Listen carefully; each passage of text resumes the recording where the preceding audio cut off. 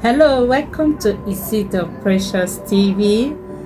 We are still on the Dealing with Bad Habits series. So, this is going to be the last point on how to deal with bad habits. So, I'll be coming from the biblical aspect. In the book of Matthew, chapter 5, verse 29, the Bible says, "If thy right eye offend thee, pluck it out." So, what that scripture is saying is that it's not saying you should remove your eye. What it's just trying to say is that put away anything that can lead you to sin or anything that leads you to continue doing the wrong thing, right? So that brings us to the third point, making it very, very difficult. The more difficult a habit becomes, the less likely you are to do it. So for instance, let's say you are always the kind of person that scroll on the social media. So what do? You can log out at every session. Maybe you are done using Facebook, you can log out. You can go as far as deleting the app. Let's say you are this kind of person that always play game, and playing game is just having fun and it's not actually a bad thing. But when that begins to affect your productivity and begins to take the place, the time that you're supposed to do meaningful thing, you need to check it. So if you are the kind of person that play games, so what do? You should remove the PS2, they call it, or take it away. Like, it shouldn't be around you. Or if you are the kind of person that usually watch TV, you can remove TV in your room. So that is making it very, very difficult. Right now, I'm going to be talking about practical ways on how to make a habit difficult.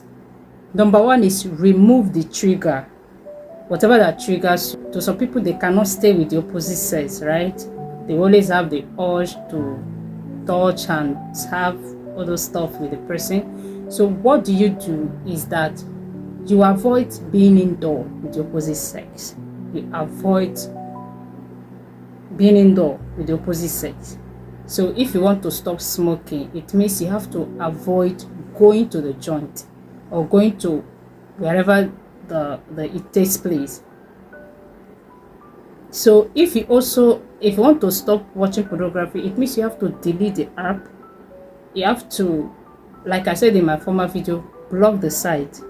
Anything at all that makes you to do the wrong thing. For instance, if your weakness is to gossip is also a bad habit, right? So you have to stop those friends, those associations. Now, there is something that I forgot to say. Proximity affects our habit. The more closer you are to something, the more you are likely to do that thing. In fact, our habit is the product of association, whether we are associating with things, with objects, or with humans. So if you want to stop a bad habit, what you should do is to disassociate from the trigger, whatever that trigger you to do that. You have to disassociate from it. Just like, for instance, those people that masturbate, maybe you use whatever it is to masturbate. So you can actually create an environment that makes it difficult. Right? So all those things, whatever it is that trigger you into doing it. For instance, if to some people after watching a movie, that urge usually comes, then you stop watching that movie, or you stop watching Nollywood, you stop watching any movie at all that will bring that. Right? So that is putting away the trigger. Number two is that increase the number of steps required to do the habit.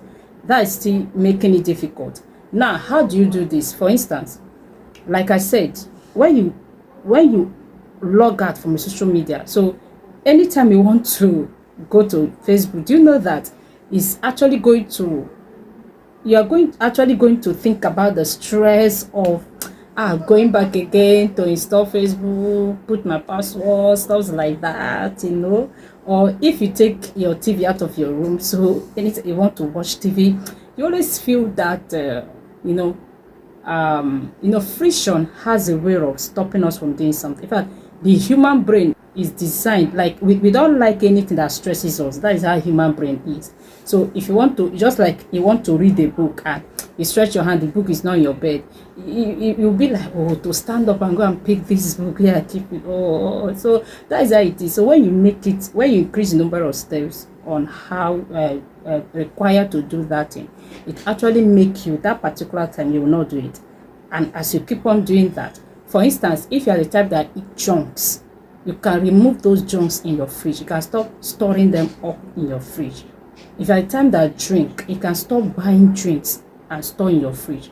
Because sometimes you may buy it and say, oh, I'm buying it for my friends, but you end up drinking it, but you've not really dealt with it. So see, self-control is not enough. You have to create an environment that actually make it difficult for you to do this. So if you are the type that drink a lot, when you stop buying drinks or visiting a bar or going to club, after a while you see that your body start adjusting to the change. You begin to lose interest in drinking and all of that.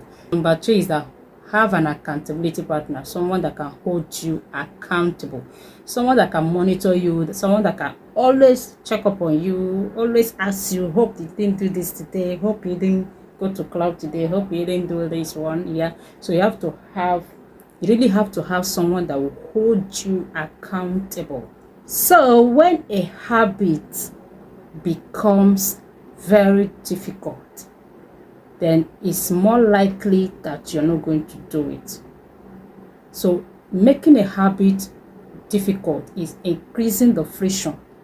So when the friction is very high, it helps you not to visit that habit. So here comes to the end of dealing with a bad habit. I hope this blesses you. I hope this series blesses you. So you can also drop your comment, your opinion. If you have a better point, just drop it and God bless you. For the meantime, I am Isidore Precious. So do well to subscribe to my YouTube channel, Isidore Precious TV, and also follow me on Facebook, Emmanuel Isidore Precious. Thank you, as I see you some other time. Bye.